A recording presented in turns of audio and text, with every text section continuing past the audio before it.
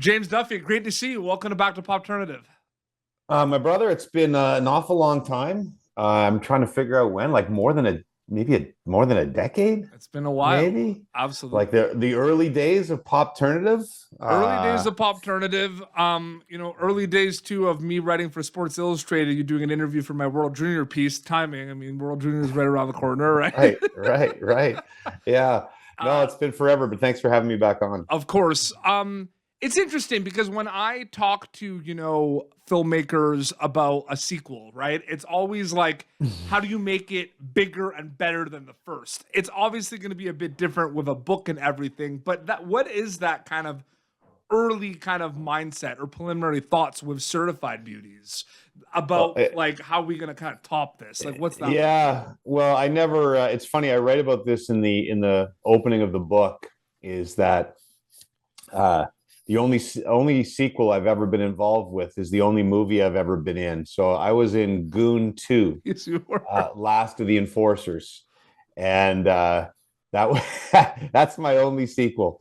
So I didn't when I wrote Beauties, I didn't plan on there being a sequel. You never plan on it, but it was funny. The book is just a collection of hockey stories. I basically asked guys, tell me your favorite hockey story, and when I was done, I started to hear from people in hockey that said, "Oh man, you should have talked to this guy. You should have talked to this guy. You should have talked to that guy." Or this, did you not hear this story before? So I started to have all these people telling me these stories that I should have had in the book, and that's why after about a couple of years of hearing that, I said, I better do another one because some of the stories were way better than the stories I had in the first book. And yeah, so that's what it came around to. I was never a massive fan of sequels ever.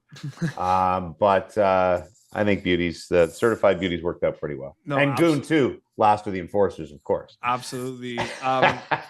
I bumped into Jonathan Cherry on the street at TIFF, and like, who played Belchi in the movies, which was Right, like right, so good. I right. love those movies. Those movies are great.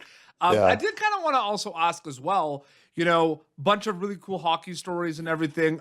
Forward was written by Sidney Crosby. We'll get to that, of course. But I did want to kind of ask, kind of like a band, right? Who have like 15 or 20 songs recorded and they have to pick like 6 or 7. What's the selection process for Certified Beauty? I'm sure there was like a lot, and maybe like were you able to put everyone you wanted to put it in the book, or was there like a cutting selection process? Yeah, I mean, I don't do it that way where I gather, 100 stories and take the best 50. Yeah. I basically keep writing until I feel I have enough for a book because I wouldn't be able to do that. Yeah. I wouldn't be able to like cut somebody out. I just have to save them for the next book. The only problem you have once in a while is sometimes when a lot of times I know the story, right? Yeah. So I'll call some guy because I've heard about this story that's really funny. But sometimes, especially with the top players in the game, it's a bit of Russian roulette because, you spend a couple of months. It's tough to get a hold of guys in the middle of a hockey season. They have enough demands on their time. So if I get an elite player and say, okay, I've got an hour of his time, tell me a couple of stories. Well, if the stories suck, then I'm in big trouble, right? But that's really never happened. Yeah. And it kind of proved my theory right when I wrote the book that I said, even though people think, hockey players are not the most exciting players to talk to in the world, I always thought if you get them away from like the scrums and the intermission interviews where they pour out the boring cliches, that they are interesting and that hockey is such a fascinating sport from within, the grind of it, the gladiator nature of the game, that every player's got at least a couple of great stories from their career, whether it be a crazy game or whatever that may be. So I'm really pleasantly pleased that it turned out that way, that there's never really been an occasion where I said, oh man, I promised this guy be in the book, but the story sucked, so I'm not going to put it in the book. So yeah, and I just cut it off when I have 60 or 70 or whatever I feel is enough for the book, then I stop interviewing people. And it's cool too when you do these interviews, you know what I mean? There might be kind of some stories that, maybe you've heard of or something. And then sometimes you have no idea and you learn a lot about the players that way, right? Like it's like, was that a Yeah, cool experience too? that's the funnest part. Like the stories that I already know or that I've heard through the grapevine, those are great. But to me, the most satisfying thing is when you get somebody on the line and or you sit down and for a beer with somebody, and they tell you a story, and as soon as they start telling it, you say, you can picture it in the book and say, this is exactly why I wrote this book. There's a bunch of times, I'll give you a quick example. There's a Darcy Hordichuk, who's a Western Canadian old fighter, journeyman in the NHL, tells a story that I think ended up getting told on Spit and Chicklets at some point. But he captures an alligator. He was playing for the Florida Panthers, and they thought this alligator was going to eat the neighbor's Shih Tzu. And so this kid had a broken foot. He was on the injured list, and basically they lure the alligator up onto the bank with a fishing rod and with chicken on the end of it. And Darcy, in typical Western Canadian boy, jumps on the alligator. They duct tape its mouth. They put it in the back of his hatchback, and they intend to drive it to the Everglades to release it. But on the way, Darcy says, let's stop by Roberto Luongo, our goalie's house.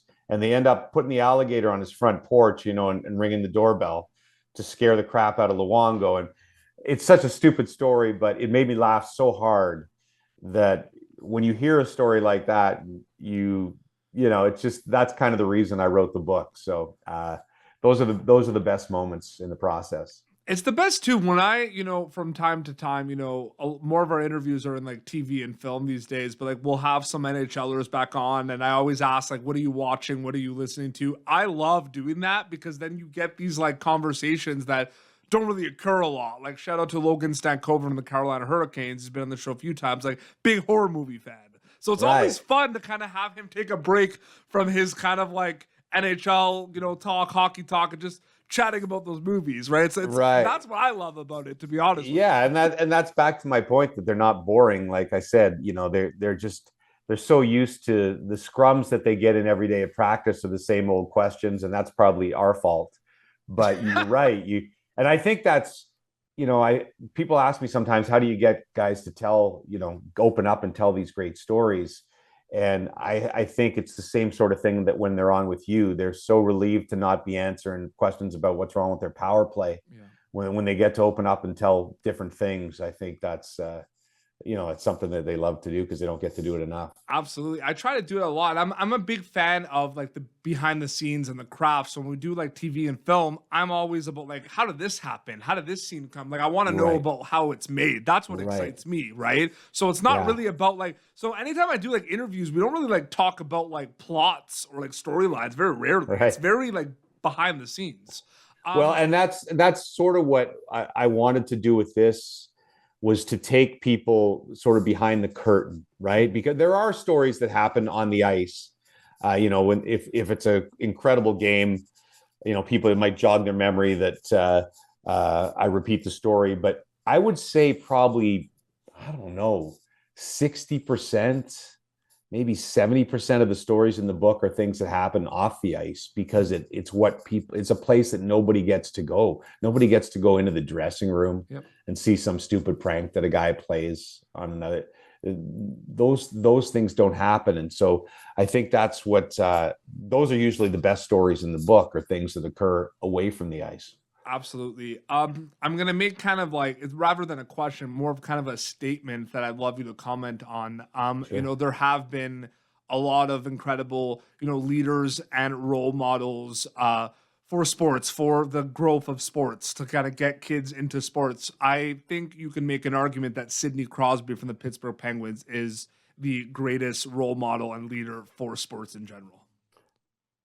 Yeah, I mean, geez, that's a big argument, different sports. But I would say this to you. I would say he might argument, like it's not. No, I'm not. No, I'm going to support you in the end. Like I have to go through all the sports that I've covered, but I would say that he's probably the single classiest athlete that I've covered in my time. And, even look, when I started the first book, I didn't really expect, I reached out to Sidney, but I wasn't expecting him to be a part of it. And he kept sending me these, voice memos that he'd send us. And every like few weeks on my phone, I'd get this voice memo. Hey, James, it's Sid. I thought of another one for you. We were on the road once in Buffalo, and he'd tell me a story. And I kept getting these, sort of throughout the year, and it ended up having a great chapter on Sidney in the first book.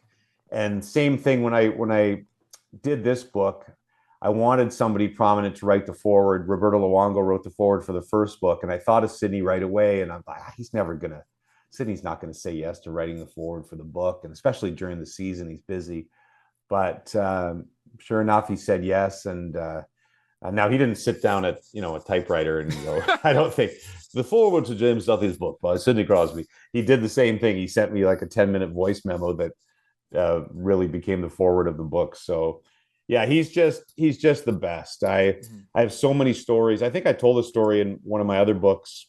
I used to. You might remember we did a documentary many years ago on this kid called the Butterfly Child, Jonathan Pitcher, who had this rare skin disease, epidermolysis bullosa, and just a horrific disease. And Jonathan passed away a few years ago. But when he was still alive, he really wanted to be a hockey player, right? That was his thing. And I only know this story because the guy who makes my suits for TSN is the same guy who makes Sydney's suits. And he was the one who told me the story.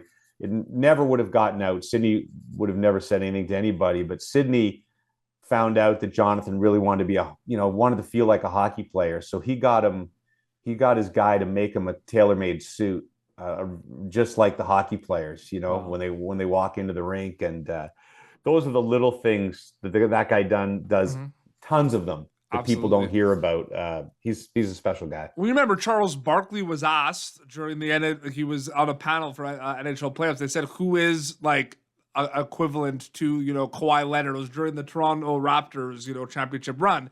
He said Sidney Crosby is a perfect superstar. He said that. He's like, you don't hear anything bad. Like, he brought that up. Like, I remember that. And Charles Barkley is also like from Philly, right? So he's like, well, think about like social media. Like even Charles, who's super beloved, but Charles and he'd be the first to admit, has had some missteps in his life, right? Where occasionally he said the wrong thing or whatever. Sidney's been in our collective conscious now and been in our lives since he was about 16, 17 years old. So 2 decades plus. And he's never done anything wrong. There's never been a moment caught on, social media of him being rude to somebody somewhere, which is very hard to do these days, I think. Absolutely. So yeah, he's pretty special. And then one more quick hockey question, then have some general things. I find it very interesting, right? Because, you cover the World Juniors and everything in terms of kind of prospects and young players.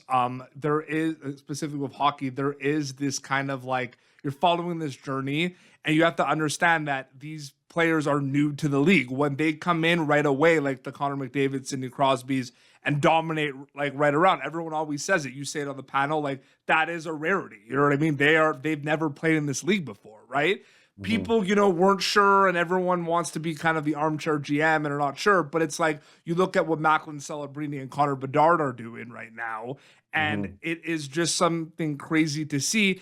What's that like from a broadcasting perspective, seeing what is happening with those two players right now with the Olympics around the corner? Like, it's pretty crazy. Like, I did not expect that.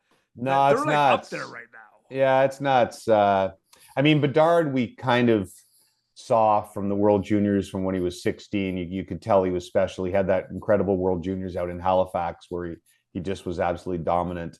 Celebrini never really got that chance. He had one World Juniors, but for what he's done is remarkable. I'm not trying to continue to plug the book. There's stories about Bedard and an entire chapter on Celebrini because I wanted to include the young stars in the book, right? So often it's just stories from older former players and such. And there's an entire chapter about Celebrini and how, from the beginning, he was sort of destined to be a player. I talked to Draymond Green of the Golden State Warriors, who I don't know if you know this, but Mac's father, Rick, is sort of like the head sport science guy Golden State, right? Golden State Warriors. And so Draymond talks about Macklin, at 8, 9 years old, being around the facility.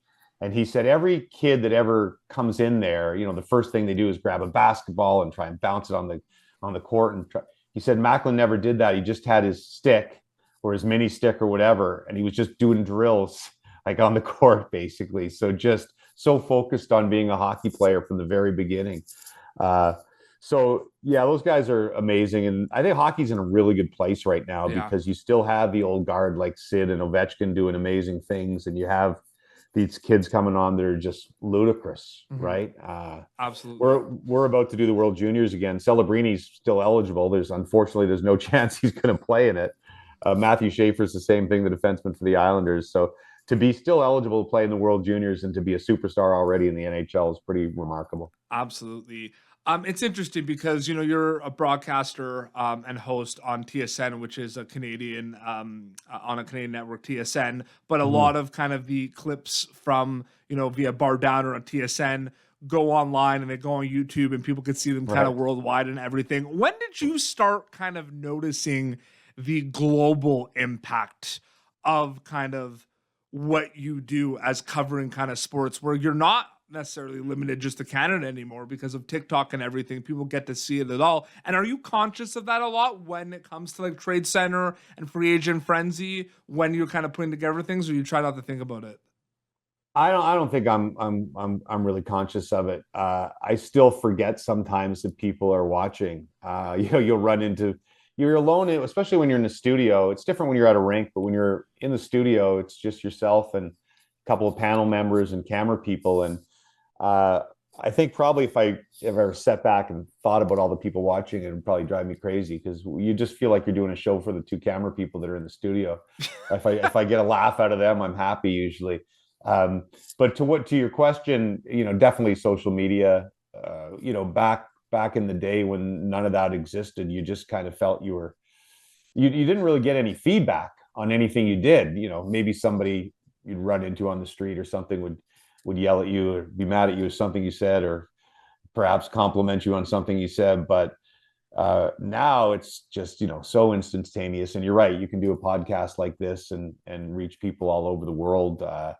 It's weird, frankly, to me, very weird, because you know, I'm just a guy from suburban Ottawa who, when I started, I just wanted to be the local sportscaster at the Ottawa station. So, you know, when you hear from people from, you know, I did my own podcast for a while. We still might start it up again, which was called the Rubber Boots Podcast. And it was just, there was really nothing to it. It had no purpose except me and a couple of buddies from work just talking. Like, we didn't really even care if anybody listened, but I was a listener. I love that. Yeah, I would hear from people from Finland and Japan and Australia that were regular listeners of the pod, and it blew my mind away. I'm like, why are you listening to this podcast? All we talk about is my dog. So yeah, it's a strange world now, but it's great. And obviously, if you're doing something like this where you're have a book out and you can reach a lot of people with podcasts like yourself and Spit and Chicklets and everything, it's certainly, most of it I like. There's some of it I still can't stand, social media, but the ability to reach people is the best part. I feel like you have the best job because you sometimes chime in a little bit, like on panels with your opinions and like real time on sports, like especially World Juniors. But I feel like you love it that you're not the one that has to give the opinions all the time. That's probably I think one of the best. It's tough for the analysts, right? And I'm in a good position because I don't. Quite often, I maybe it was journalism training that I try to see both sides of things. So I'm not one of these Stephen A. Smiths who can go and just form an opinion and, whether you believe it or not, go and yell at the TV all the time. So I'm better as a host who could ask the questions and listen to everybody else's opinion. World Juniors last year, you know, that was tough. That was a tough one. And you're not asking the questions. Like, if you're asking the questions, you're not answering them. So. No, that was yeah, you're right. No, I mean, sometimes I think look, as a host, for the most part, your job is to just get opinions out of the people you work beside. Yes. Having said that, I think there is a time and a place, and if you've been doing it long enough, that you're allowed to weigh in. But I try not to do it too often, because what the hell do I know? I mean, if you're sitting next to guys who've played, 10, 15 years in the NHL, I mean, I was a crappy hockey player. So I always think about that when I'm criticizing guys too. I'm very hesitant to really ever rip a player, because who the hell am I to do that? Right. It's one thing if a guy who played in the league, I don't think it's my place to do that. So to counter that though, I've watched TSU on TSN, my whole life and everything. And I will say super quick that I agree. You don't kind of go in with big kind of analysts, but I think one of the things that I think makes you, in my opinion, one of the best in the business, James, is your ability to kind of have throw in a little kind of opinion there, which is like a follow-up as well. Like I Right. enjoy that. Yeah, you gotta throw in a little quick one here and there, I suppose. And I suppose sometimes it's your job to be the counter argument Yep.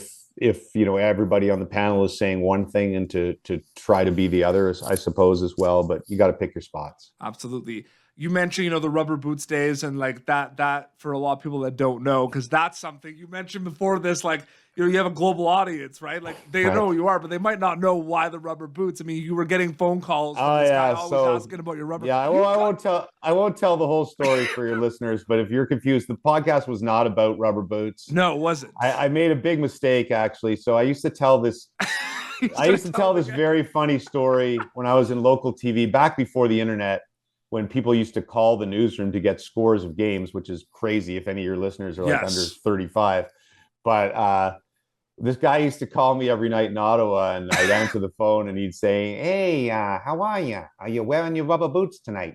Oh my And goodness. which is a ludicrous thing, but he would call me every single night, and then he'd so this story became kind of famous. I think I told it on a few podcasts or on And TV or talks too, something. where you would speak at universities as well. Yes, exactly. It was one of my. It's a much longer story, Oh which I yeah, won't tell. I I'm won't sure tell. you tell that I one won't tell all the the whole time. But I just thing. wanted to say But because I made the mistake, Pete, when we started our podcast, and I think at the time we started, it was going to be a sports podcast. I yeah, really didn't know what it was going to be, but it just morphed into a podcast about nothing.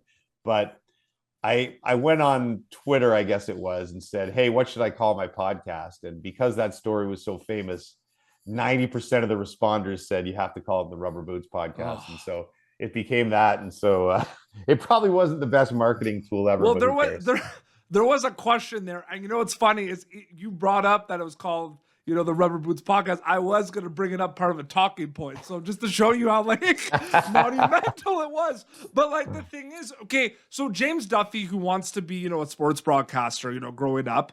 There Right. is this kind of understanding where you kind of, you pay your dues, you start somewhere, right? You intern and everything, and then you get another job or everything. So like going back in those days, Ottawa radio and everything, I'm wondering, you're going where the opportunities are. If there's an opportunity in Canadian football, you're going there. If there's a junior hockey, you're going there. But was there ever discussions with, your professors or your family about the importance of being knowledgeable of like being knowledgeable about a lot of different sports so you'd be able to have kind of opportunities, or did that kind of just happen for you, so to speak? I think when I grew up, I was one of those guys who watched everything. I Yeah. watched everything: college basketball, college football, all the major sports, soccer, everything. And it gets harder. I had this theory that you get married, you got to lose a sport. Every kid you have, you got to lose another sport because you just don't have enough time, right? Yeah. So firstborn can't watch college basketball anymore. Secondborn got to drop. So it's a good thing I didn't have like 8 kids, or I'd be totally screwed. But no, I think I always was interested in all of them. What I started as a news reporter Yeah. for my first 7 years, and I will say that I think that probably made me a better sports broadcaster when I got the chance to be one, simply because I'd sort of covered everything. I'd covered politics and entertainment Yeah. and everything else, and murders and fires and all those things. And I think it gave me perspective on where sports was in the world, I think. And so that doesn't really answer your question, but I think Yeah, that it does. Absolutely it that does. helped shape who I was as a broadcaster, probably. Absolutely. I recently, spoke to WWE superstar and WWE champion CM Punk, because he was on a Mhm. show on Sci-Fi, and I asked him about the kind of like pro wrestling became pop culture, it became one, it became everything.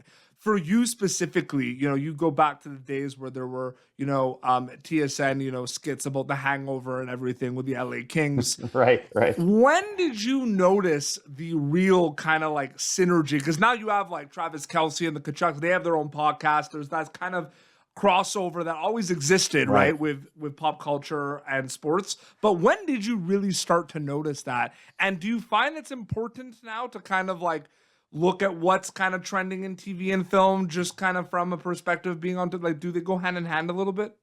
like I don't think I ever thought about it in the business. It was always hand in hand for me because I was kind of a pop culture junkie Yes. growing up. Yeah. Like people always ask me, who are your biggest influences in broadcasting? And I think they expect me to say whoever, Dave Hodge, Ron McLean, guys who I had a ton of respect for. But the guy who probably had the biggest influence on me was David Letterman, who I used to watch growing up when he was just starting on the later Late Show on NBC.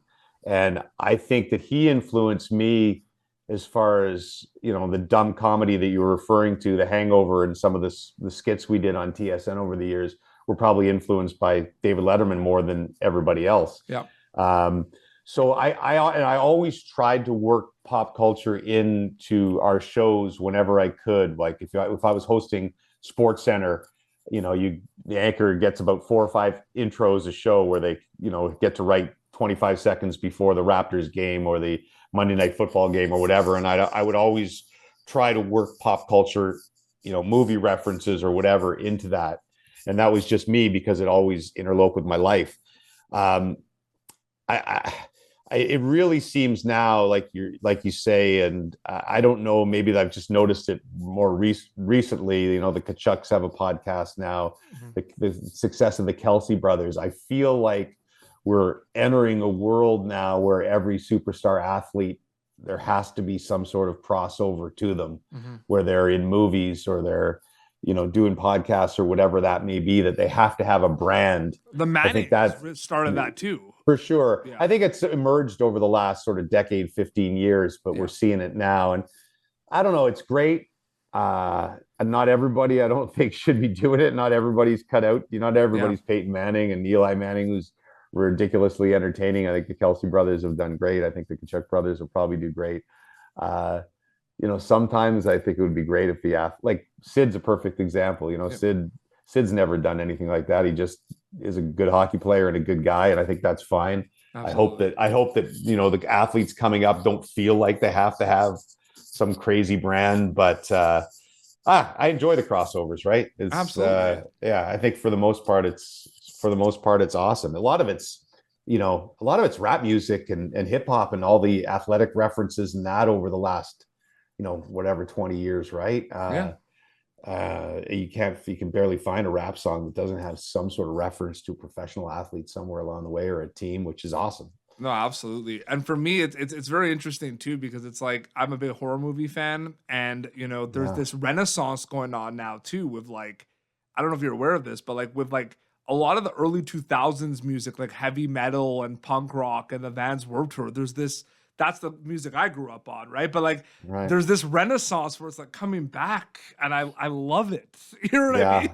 Yeah. Well, it's cool. Even something like Stranger Things, which my daughters, both my daughters still live at home, and they love that show. Yep. And I basically watch it because of them, and it's just the soundtrack of that show, just this awesome, like they do a great job with like 80s type soundtracks. It takes me back to then. So it's really fun watching, like my eldest daughter, who actually is totally involved in pop culture now because she is like a music correspondent for Much Music in Canada. She's always, like, since her teenage years, like been obsessed with the 80s and always asked me questions about what it was like to be young in the 80s. And I just think that's super cool, right? It's so cool. And Stranger Things. It's pretty impressive that like I have my plans for Christmas and New Year's with Stranger Things. Like it's pretty crazy. Like they are taking over the holidays. No, but it's awesome, right? You need. I find it, the way streaming is sort of taken over from television, whatever. I don't want to sound like the old man screaming on the lawn right now, but we sort of grew up in a time, I'm older than you, but where there was these appointment viewing, right? A special episode of a show or the last episode of a show or something was like a big deal, where that was, you got community from that, right? Talking to your buddies at school or at work saying, oh, where are you guys watching the thing tonight? And that sort of happened less and less with the way TV works now and streaming and everything. So I think it's great that can still happen where you get some sort of show or movie that everybody's talking about, Absolutely. and there's a certain date that everybody's going to be watching it on, because The it doesn't community happen. component is incredible. Yeah, it doesn't happen enough anymore, and I think we've lost a lot of that. But right? it's funny too, you know, with I had a short horror film that did a really cool festival run last year, and you go to all these film festivals, and it's like that's where you really see the community, because it's literally like film like makers and fans who are all Right. in one place because they love movies. That's Right. like the best. You know what I Yeah. mean? Like that's where you really see it. And then super cool before we wrap up, I always tell you this, but I really think it's important, you know, for my viewers to know. But like when I was starting in this industry, you know, and like I started more in sports. I moved more towards, you know, TV, film, and pop culture. But you know, you came on the show when I was starting it. You helped me out with, you know, articles for Sports Illustrated that I was freelancing for. Like at a time where like, you know, I was really starting out and you didn't have to. And James, I just want to say I'm always grateful for that, man. Seriously. Oh no, my pleasure, Pete. Like I said, I was there once too, right? At the beginning, trying to make my way in the world, not knowing where the heck I was, and I always appreciated when people helped me along the way. So no problem whatsoever. And it's awesome that all these years later you're doing so well, and you know, Popternative is such a known brand now, and you're having all these actors and whoever on the show, which I think is awesome. So hey, I'm glad you still remember me to have me on, right? Like some little sports book, nobody in Hollywood cares about that, but hey. Certified Beauties, more of hockey's greatest untold stories, available now, right? Like wherever you can get books, you can get it, correct? Whenever you can get it. And the one thing I'll say, I don't like to. I feel these are always. It's funny. You're kind of at the end of. I've been doing a lot of book tour stuff, and it is uncomfortable because I never felt comfortable with like plugging my own stuff, right? Selling. It's not something that comes natural to me. But I will say that it's a good book. I'm proud of it, and I think you don't have to be a massive like hockey fan to like the book. The greatest compliments that I've gotten from people are like, hey, I gave it to my my boyfriend or girlfriend who doesn't love hockey at all, and they really liked it because they're human interest, they're stories, right? I try to tell stories, and whether you're a hockey fan or not, I think they're great stories. So hopefully people will like it. Absolutely. Like I said, they could check that out. And you have Instagram, Twitter. They could just find you, right? I think it's just TSN Duthie. I think I'm TSN Duthie on Instagram, and TSN James Duthie on the old X.